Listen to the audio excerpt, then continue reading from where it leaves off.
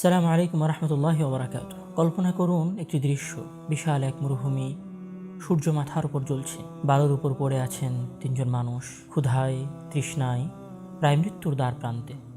3 দিন ধরে তারা কিছুই খাননি, এক ফোঁটা পানিও পান করেননি। তাদের একজন ইতিমধ্যে অজ্ঞান হয়ে মরুভূমির বুকে পড়ে আছেন, দ্বিতীয়জন অল্প কিছু দূরে গিয়ে যাওয়ার পরে জ্ঞান হারিয়েছেন, তৃতীয়জন শেষ শক্তিটুকু নিয়ে হাঁটছেন, যদি কাউকে পাওয়া যায়, যদি কোনো সাহায্য আসে। প্রশ্ন হলো, মানুষগুলো কারা? তারা কি কোনো অপরাধী? তারা কি কোনো জেল পালানো কয়েদি? কেন তারা মরুভূমির বুকে মৃত্যুকে আলিঙ্গন করতে চলেছেন? উত্তরটা অদ্ভুত শোনাবে হয়তো আমাদের এই যুগে। তারা কোনো অপরাধী নন, তারা কোনো যুদ্ধবন্দীও নন। তারা ছিলেন ইলমের পাগল, ইলিম পিপাসু 3 জন মুহাদ্দিস, 3 জন মানুষ, যারা রাসূল সাল্লাল্লাহু আলাইহি ওয়াসাল্লামের একটি হাদিসকে নির্ভুলতার সহিত শোনার জন্য পরিবার ছেড়েছেন, দেশ ছেড়েছেন এবং আজ মৃত্যুর মুখোমুখি দাঁড়িয়েছেন। এই 3 জনের একজনের নাম আবু হাতিম আর রাজি রাহিমাহুল্লাহ, যার কলমের একটি আঁচড়ে নির্ধারিত হতো কোন হাদিস সহিহ আর কোন হাদিস জাল, যাকে ইমাম যাহাবী রাহিমাহুল্লাহ বলেছেন হাদিসের একজন মহান হাফেজ এবং সমালোচক। আজকের ভিডিওতে আমরা জানব সেই মহান মুহাদ্দিসের গল্প, যার ত্যাগ ও শ্রমের উপর দাঁড়িয়ে আছে আজকের হাদিস শাস্ত্রের বিশাল এই ইমারত।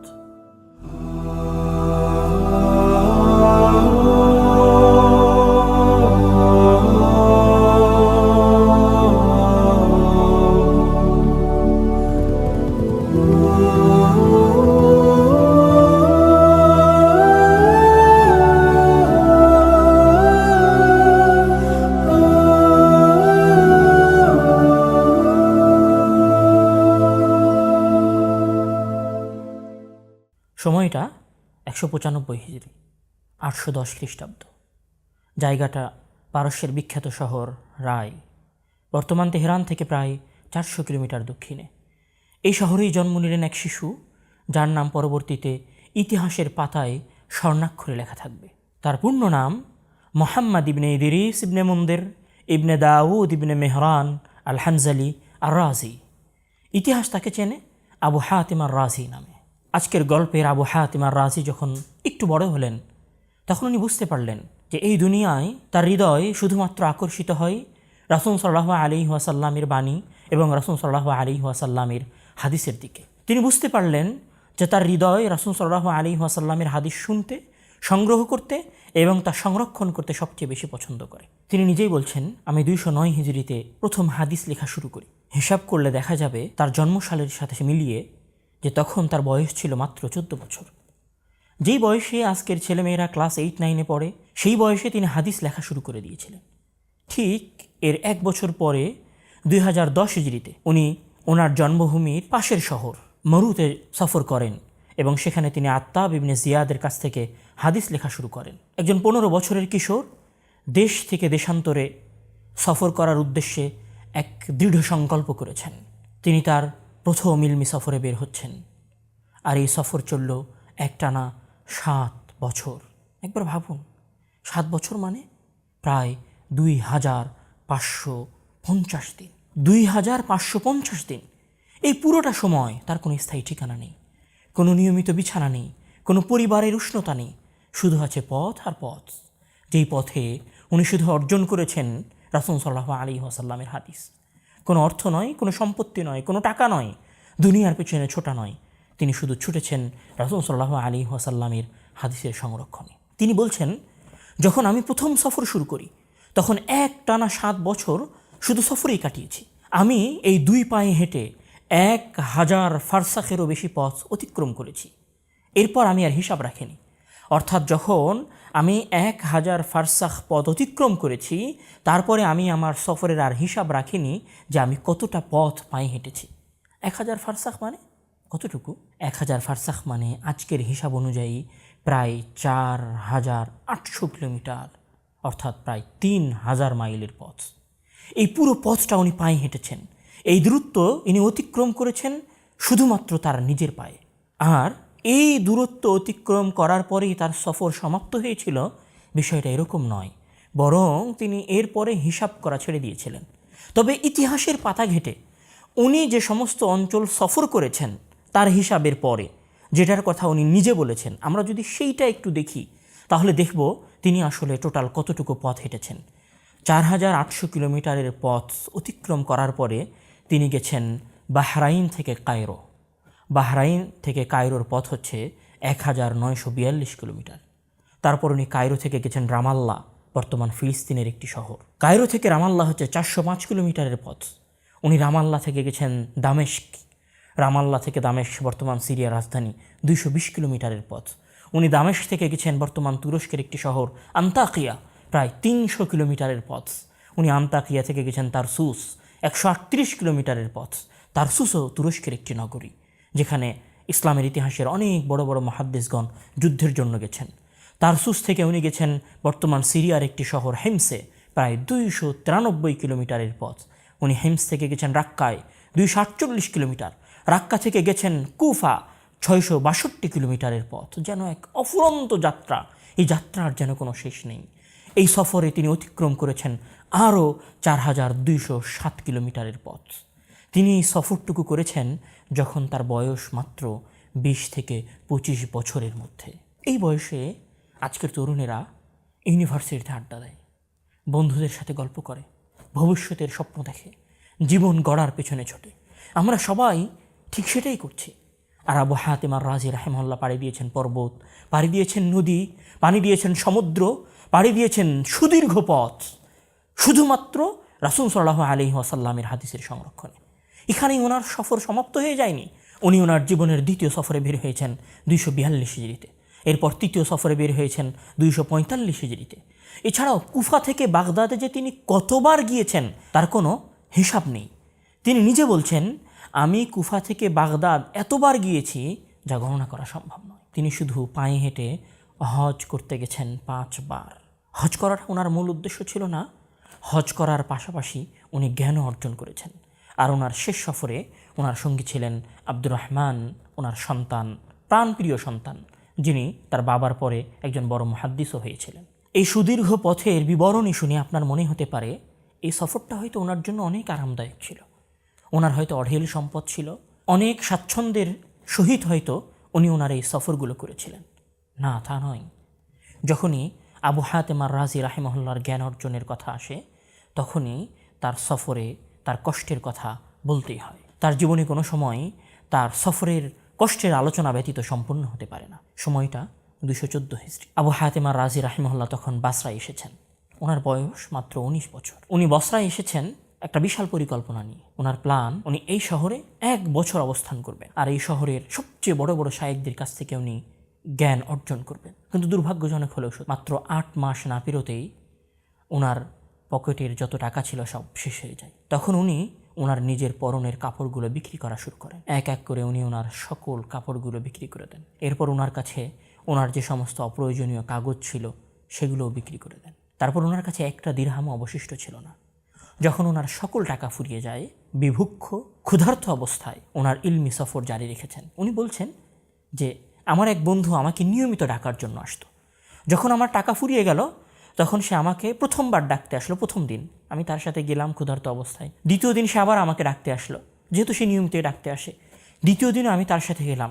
সকালে বের হয়েছি, সন্ধ্যায় ফিরবো। আমার কাছে কোনো টাকা নেই, কোনো পয়সা নেই, কোনো খাদ্যও নেই। প্রথম দিনও কিছু খাইনি, আজকে দ্বিতীয় দিন চলছে, আজকেও আমি কিছু খাই নাই। দ্বিতীয় দিন যখন উনি বাসায় ফিরে এসেছেন, এর পরের দিন যখন ওনার বন্ধু ওনাকে আবার ডাকার জন্য আসলেন, সারাদিন পথ চলার পরে ক্লান্ত শরীর নিয়ে রাতে ঘুমিয়েছেন।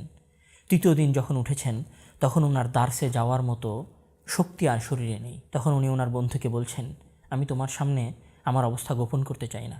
আসলে আমার কাছে কোনো খাবার নেই, আমার কাছে খাবার ক্রয়ের মতো কোনো টাকা নেই, এজন্য আমার শরীরে দার্সে যাওয়ার মতো কোনো শক্তিও নেই। তখন তার বন্ধু বলছে যে শোনো, আমার কাছে একটা দিনার আছে, 1 দিনার। 1 দিনারের অর্ধেক তুমি রাখো আর অর্ধেক আমি রাখি। এভাবেই আবু হাতেম আর রাজি রাহিমাহুল্লাহ হাদিসের জ্ঞান অর্জন করেছেন। শুধু এটা নয়, ওনার বন্ধু যারা একসাথে এই জ্ঞানের সফরে ছিলেন, তার পকেটে থাকা মাত্র একটা দিনার অর্ধেক করে তার বন্ধুকে দিয়েছেন, যেন তার বন্ধু আবু হাতেমে যেন তার সাথে এই জ্ঞানের সফর চলমান রাখতে পারে। আমরা শুরুতেই একটি গল্প দিয়ে শুরু করেছিলাম আমাদের আলোচনাটা।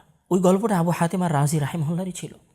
আবু হাতেম আর রাজি রাহিমাহুল্লাহ যখন মদিনার শাইখ দাউদ আল জাফারির কাছ থেকে বের হলেন মিশরের উদ্দেশ্যে, এবং আল জার নামক সমুদ্র থেকে যখন উনি জাহাজে উঠলেন, সেই জাহাজ যখন 3 মাস সমুদ্রে ঘোরার পরে ঝড়ের কবলে পড়ে 3 মাস সমুদ্রে পথহীনভাবে ঘুরে ওনাদেরকে এক অজানা বন্দরে নামিয়ে দিয়েছিলেন, তখন তারা এক অজানা মরুভূমিতে ঘুরতে ঘুরতে ওই রকম পরিবেশের মধ্যে পড়েছিলেন।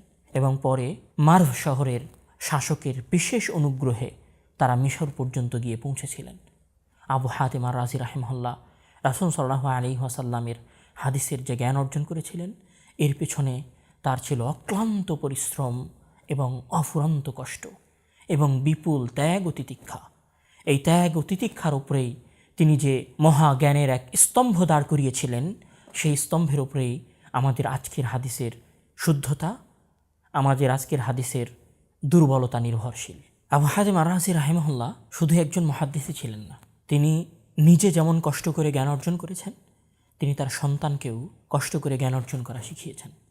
এবং তিনি তার অসংখ্য সফরে তার সন্তান আব্দুর রহমানকে সাথে নিয়ে সফর করেছেন। এবং আমরা যদি তার সন্তানের জীবনী আলোচনা করি কোনো এক পর্বে, তাহলে আমরা তার সন্তানের জীবনীতেও তার বাবার মতো কষ্টের গল্প খুঁজে পাব। আবু হাতিম আর রাজি রাহিমাহুল্লাহর পরে আব্দুর রহমান রাহিমাহুল্লাহ বাবার মতো ইতিহাসের বিখ্যাত মুহাদ্দিস হিসেবে তৈরি হয়েছিলেন। ইতিহাস যাকে ইবনে আবি হাতিম আর রাজি নামে চেনে। তিনি তার বাবার সঙ্গে সুফিয়ান ইবনে ওয়াইনা এবং ওয়াকি রাহিমাহুমুল্লাহের মতো বড় বড় আলেমদের সঙ্গী সাথীদের সাথে সাক্ষাৎ করেছেন এবং বাবার হাত ধরেই তিনি এই পথে আরও বহুদূর এগিয়ে যান। একদিনের ঘটনা, যেটা আবু হাতিম আর রাজি রাহিমাহুল্লাহর জীবনীতে এসেছে। বিখ্যাত মুহাদ্দিস আবু যুরআ আর রাজি, যিনি আবু হাতিম আর রাজি রাহিমাহুল্লাহর মামাতো ভাই। আমরা আমাদের কোনো এক পর্বে আবু যুরআ আর রাজি রাহিমাহুল্লাহর গল্প শুনেছি।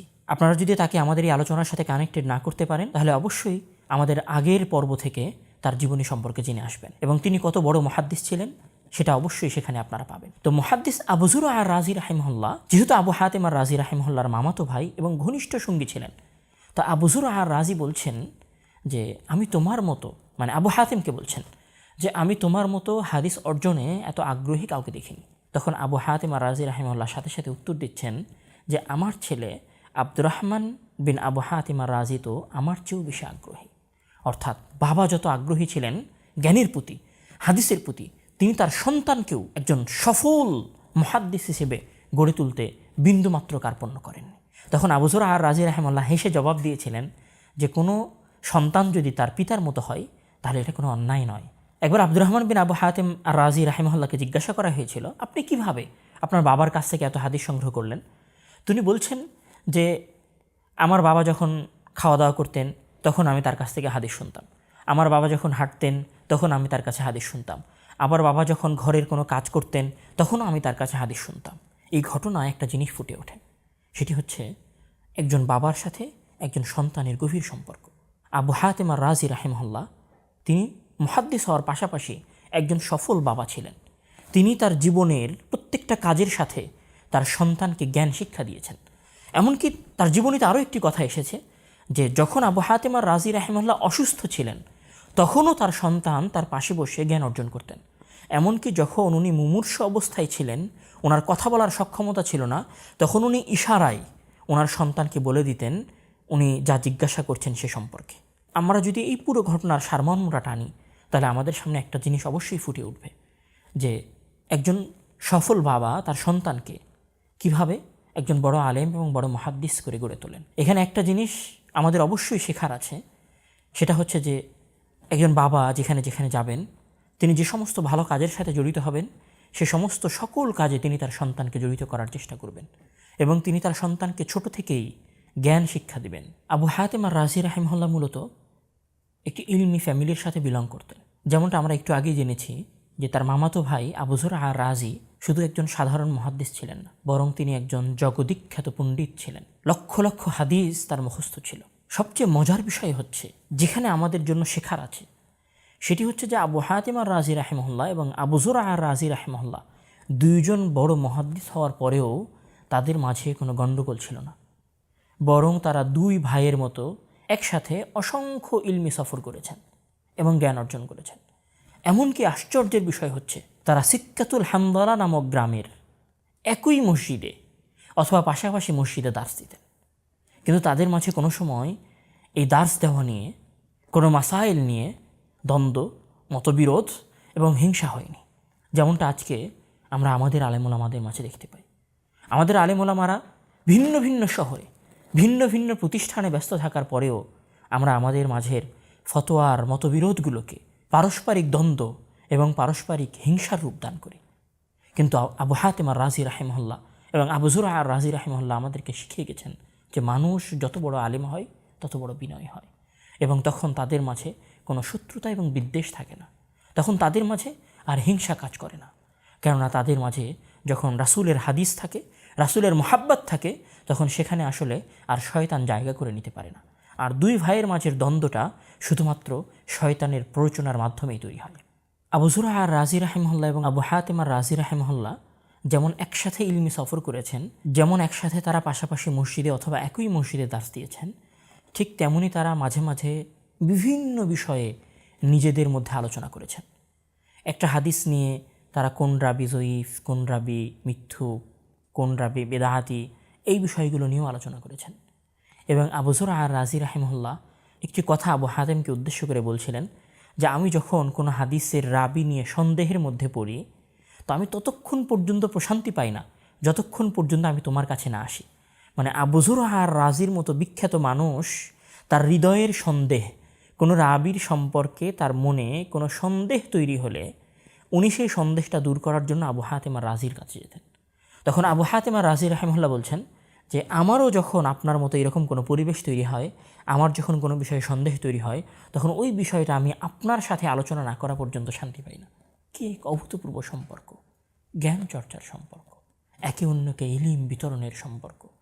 আজকেও যদি আমরা পারস্পরিক আলোচনাগুলো থেকে বের হয়ে শুধুমাত্র জ্ঞানের আলোচনাগুলোর মধ্যে আমাদের আলেমদের আলোচনাগুলোকে সীমাবদ্ধ করতে পারি, তাহলে হয়তো আমাদের বাংলাদেশের সমাজেও সালাফি আলেমদের মাঝে এক ভ্রাতৃত্বপূর্ণ পরিবেশ তৈরি হবে। আমরা আমাদের আগের পর্বের আলোচনায় শুনেছিলাম যেখানে আবু যুরআ আর রাজি রাহিমহল্লা বলেছিলেন আমাদের উচিত শুধুমাত্র জ্ঞান চর্চার বিষয়গুলো নিয়ে ব্যস্ত থাকা, রাসূলের হাদিস সম্পর্কিত বিষয়গুলো নিয়ে ব্যস্ত থাকা। আসলে এটি আমাদের জন্য বেশি জরুরি। আমরা আজকে ফতোয়া ফারাইজ নিয়ে আমাদের মাঝে যে সমস্ত দ্বন্দ্ব, মাসাইল নিয়ে আমাদের মাঝে যে সমস্ত দ্বন্দ্ব, এই দ্বন্দ্বগুলো থেকে বের হয়ে আমরা অনেক সময় ব্যক্তিগত জীবনেও প্রবেশ করে ফেলি। তখন মূলত আমাদের মাঝে হিংসা কাজ করে। আল্লাহ তাআলা আমাদেরকে এই সমস্ত হিংসা থেকে মুক্ত একটি ভালোবাসাময় সালাফি আলেমদের সমাজ উপহার দান করুন। সম্মানিত উপস্থিতি, আবু হাতেম আর রাজি রাহিমাহুল্লাহকে ইতিহাসে যে জিনিসটা অমর করে দিয়েছে সেটি হচ্ছে হাদিস শাস্ত্রের জারহ ওয়া তা'দীল সংক্রান্ত জ্ঞান। জারহ ওয়া তা'দীল কি? সহজভাবে বললে হাদিসের প্রতিটি বর্ণনাকারীর চরিত্র, স্মৃতিশক্তি, সততা এবং নির্ভরযোগ্যতা যাচাই করার জ্ঞান। এই জ্ঞানটাকেই মূলত আরবিতে জারহ ওয়া তা'দীল বলা হয়।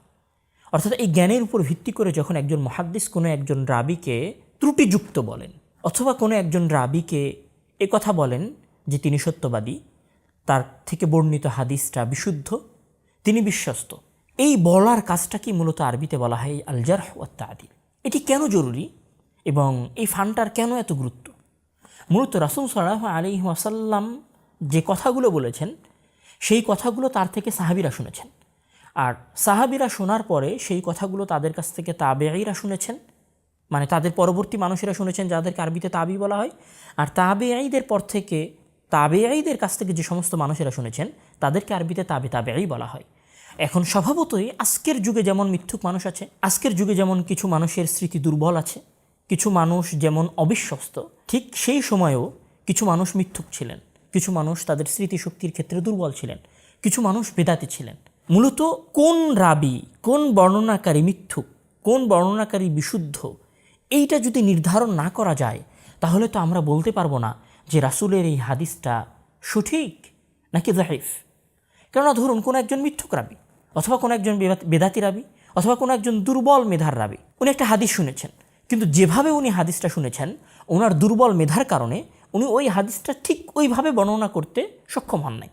এখন ওই হাদিসটার যদি উনি একটা শব্দ চেঞ্জ করে ফেলে তাহলে তো পুরো ফতোয়াটা চেঞ্জ হয়ে যাবে, পুরো ফতোয়াটা পরিবর্তন হয়ে যাবে। এই জন্য একটা হাদিসকে রাসূল যেভাবে বলেছেন ঠিক সেভাবে সংরক্ষণ করাটা অনেক বেশি জরুরি। আর এইটা নিশ্চিত করার জন্য এটা নির্ধারণ করতে হবে যে কোন রাবি, কোন বর্ণনাকারী সত্যবাদী, কোন বর্ণনাকারী মিথ্যা কথা বলেন, কোন বর্ণনাকারীর মেধাশক্তি দুর্বল, কোন বর্ণনাকারী কথা বেশিক্ষণ স্মরণে রাখতে পারেন না। তো এই কাজটা যে সমস্ত ব্যক্তিরা সবচেয়ে বেশি ভালোভাবে করেছেন এবং সবচেয়ে ব্যাপক আকারে করেছেন রাবিদের সম্পর্কে মন্তব্য, তিনি হচ্ছেন আবু হাতেম আর রাজি রাহিমাহুল্লাহ। তিনি শুধু সবচেয়ে ভালোভাবে করেছেন না, বরং তিনি জারহ ওয়া তা'দীলের এই ময়দানে ইতিহাসের সর্বশ্রেষ্ঠ ইমামগণের একজন। ইমাম যাহাবী রাহিমাহুল্লাহ বলছেন আবু হাতেম আর রাজি রাহিমাহুল্লাহ সম্পর্কে যে তিনি ছিলেন জারহ ওয়া তা'দীল বিদ্যার ইমাম এবং হাদিস ও তার গোপন ত্রুটিসমূহ সম্পর্কে গভীর জ্ঞানসম্পন্ন ব্যক্তি। তার সম্পর্কে ইবনে কাসির রাহিমাহুল্লাহ বলেছেন যে আবু হাতেম আর রাজি রাহিমাহুল্লাহ ছিলেন হাদিস বর্ণনাকারীদের সমালোচনা ও নির্ভরযোগ্যতা নির্ধারণের বিজ্ঞানের মহান ইমাম। অর্থাৎ আবু হাতেম আর রাজি রাহিমাহুল্লাহ যখন কোনো বর্ণনাকারী সম্পর্কে বলবেন যে তার কথা গ্রহণযোগ্য, তখন আমরা ওই রাবির হাদিসকে সঠিক বলে মেনে নিব। আর আবু হাতেম আর রাজি রাহিমাহুল্লাহ যখন কোনো বর্ণনাকারীর ক্ষেত্রে বলবেন যে সে মিথ্যুক, তার মিথ্যা কথা বলার সম্ভাবনা আছে, তখন মুহাদ্দিসগণ এবং তার পরবর্তী আলেমেরা সেই হাদিসের ক্ষেত্রে মন্তব্য করবেন যে হাদিসটি দুর্বল অথবা হাদিসটি সঠিক নয়, অথবা এই চেইনে এই হাদিসটি গ্রহণ করা যাবে না, এই হাদিসের আরও একটি চেইন আছে, আরও একটি সিলসিলা আছে, ওই সিলসিলা থেকে আমাদেরকে হাদিসটি গ্রহণ করতে হবে। আবু হাতেম আর রাজি রাহিমাহুল্লাহর কিছু গ্রন্থের এবং কিছু কিতাবের পরিচয় পাওয়া যায়। তার মধ্যে তার একটি কিতাব আছে কিতাবুজ জুহুদ নামে, যেটি বর্তমান দেমাশকের মাকতাবাতুল বাহিরিয়াতে লিখিত রূপে আছে, মানে কলমে লেখা অবস্থায় আছে। এছাড়াও উনি রাবিদের সম্পর্কে যে সমস্ত মন্তব্যগুলো করেছেন সেই সমস্ত মন্তব্যগুলো আবু উসমান সাঈদ ইবনে আমর ইবনে আম্মার রাহিমাহুল্লাহ একত্রিত করেছেন, যার লিখিত রূপটি কায়রোর মা'হাদুল মাখতুতাতে পাওয়া যায়। তবে আবু হাতেম আর রাজি রাহিমাহুল্লাহর মন্তব্যগুলো যিনি সবচেয়ে সূক্ষ্মভাবে এবং সবচেয়ে বেশি আকারে একত্রিত করেছেন তিনি হচ্ছেন তারই সন্তান আব্দুর রহমান আর রাজি রাহিমাহুল্লাহ। তিনি তার বাবার কাছ থেকে প্রত্যেক বর্ণনাকারী সম্পর্কে আলাদা আলাদা করে মন্তব্য লিপিবদ্ধ করেছেন। তিনি তার বাবাকে জিজ্ঞাসা করেছেন যে অমুক রাবি কি সত্যবাদী, অমুক রাবি কি মিথ্যুক।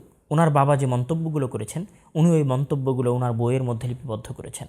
ওনার বইয়ের নাম হচ্ছে আল জারহ ওয়া তা'দীল, যেটি হাদিস শাস্ত্রের একটি বিখ্যাত গ্রন্থ। আজকে যে আমরা বলছি যে এই হাদিসটা দাঈফ, এই হাদিসটা দুর্বল, এই হাদিসটা সহিহ, এই হাদিসটা সঠিক, আমরা আসলে কাদের কথার উপর ভিত্তি করে বলি? এই কথাগুলো মূলত আমরা বলি আবু হাতেম আর রাজি রাহিমাহুল্লাহর কথার উপর ভিত্তি করে। আর আমরা এই কথাগুলো পাই তার সন্তান আব্দুর রহমানের যে গ্রন্থ, যে বই আল জারহ ওয়া তা'দীলের মধ্যে। এছাড়াও আব্দুর রহমান বিন আবু হাতেম আর রাজি রাহিমাহুল্লাহ তার বাবার কাছ থেকে আরও একটি বইয়ে হাদিসের সূক্ষ্ম ত্রুটিগুলো বিশ্লেষণ করেছেন। সেই বইটির নাম হচ্ছে ইলালুল হাদিস। তবে আব্দুর রহমান বিন আবু হাতেম আর রাজি রাহিমাহুল্লাহ শুধুমাত্র তার বাবার কাছ থেকেই এই মন্তব্যগুলো শুনেছেন, বিষয়টা এমন না, বরং তিনি তার বাবার মামাতো ভাই অর্থাৎ তার চাচা আবু যুরআ আর রাজি রাহিমাহুল্লাহর কাছ থেকেও মন্তব্যগুলো শুনেছেন এবং লিপিবদ্ধ করেছেন। এবং তৎকালীন সময়ের যে সমস্ত আরও বড় বড় মুহাদ্দিস ছিলেন, আরও যে সমস্ত বড় বড় আলিম ছিলেন, তাদের কাছ থেকেও তিনি মন্তব্যগুলো একত্রিত করেছেন।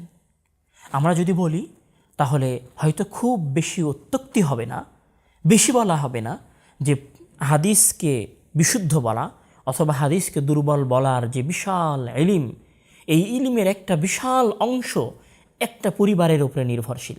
সেই পরিবারটা হচ্ছে রাজি পরিবার, রাজিয়াইন অর্থাৎ আবু হাতেম আর রাজি এবং আবু যুরআ আর রাজি রাহিমাহুল্লাহ এবং তাদের সন্তান আব্দুর রহমান বিন আবু হাতেম আর রাজি রাহিমাহুল্লাহর উপর নির্ভরশীল। তবে আবু হাতেম আর রাজি রাহিমাহুল্লাহর আমরা জীবনের তার গুরুত্ব, তার তাৎপর্য, তার শ্রম, এই কথাগুলো আমরা শুনেছি, কিন্তু তার জীবনের একটি কথা বর্তমান সময়ে আমাদের জন্য অনেক বেশি শিক্ষণীয়। সেটি হচ্ছে তিনি যত বড় না মুহাদ্দিস ছিলেন তার চাইতে বড় উনি বিনয়ী ছিলেন। উনি একটি কথা বলা জানতেন, যে কথাটা এখন আমরা বলি না। সেটি হচ্ছে ইদা লাম আ'রিফ আল হাদিসা কুলতু লা আ'রিফ। যখন উনি বলছেন যে আমি যখন কোনো হাদিস সম্পর্কে জানতাম না, আমাকে যদি কেউ কোনো হাদিস সম্পর্কে জিজ্ঞাসা করে, সেই হাদিস যদি আমার অজানা থাকে তাহলে আমি সরাসরি বলে দিই যে আমি জানি না। না জানাটা মুহাদ্দিসদের, আমি জানি না এই বাক্য বলাটা মুহাদ্দিসদের বৈশিষ্ট্য।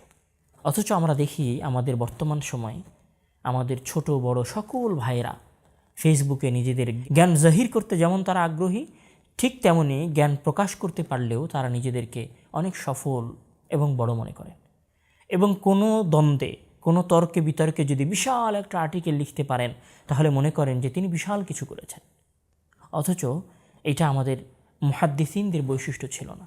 সম্মানিত শ্রোতামণ্ডলী, আবু হাতিম আর রাজি রাহিমাহুল্লাহ যে বিশাল জ্ঞান অর্জন করেছিলেন, জ্ঞানের ভাণ্ডার তার কাছে জমা করেছিলেন, এই জ্ঞানের ভাণ্ডার অর্জনের পথে তিনি যে শ্রম দিয়েছেন এবং এর পেছনে তার যে ত্যাগ ছিল, যে তিতিক্ষা ছিল, এই ত্যাগ ও তিতিক্ষার পরেও তিনি যে মহান বিনয়ী মানুষ ছিলেন, আহলুস সুন্নাহ ওয়াল জামাআতের যে মহান ইমাম ছিলেন, এই সকল কিছু থেকে আমাদের জন্য গুরুত্বপূর্ণ অনেকগুলো শেখার বিষয় আছে।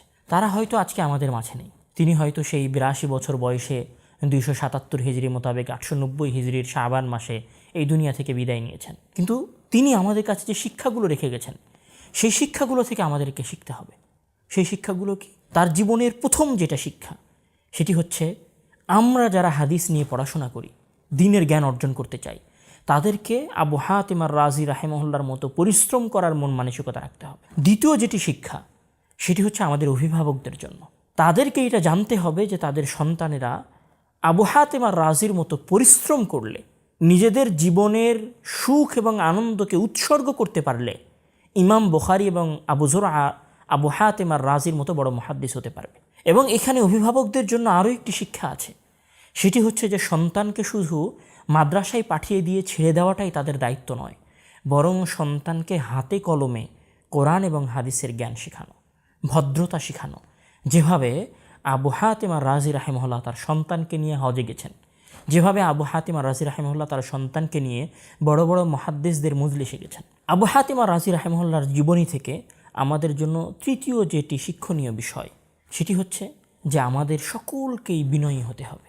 এবং চতুর্থ যে শিক্ষা, সেটি হচ্ছে আমাদের সকল আলেমুলামাদের জন্য, যে আমাদের যতই জ্ঞান থাকুক না কেন, আমরা যত বড় মহান মুহাদ্দিসই হই না কেন, আমরা আমাদের আরেকজন আলেমের প্রতি যথাযথ সম্মান এবং আরেকজন আলেমের প্রতি আমরা যথাযথ সম্মান প্রদর্শন করব।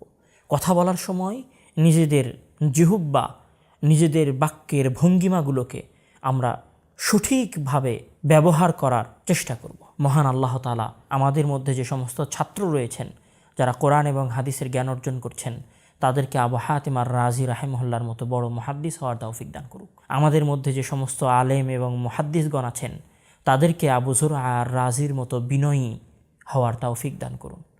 এবং আমাদের মতো যারা সাধারণ মানুষ আছেন, অভিভাবক আছেন, তাদেরকে আবু হাতিম আর রাজি রাহিমাহুল্লাহর মতো পরিশ্রম করার এবং তাদের মতো আত্মত্যাগী হওয়ার তৌফিক দান করুন। আল্লাহুম্মা আমিন।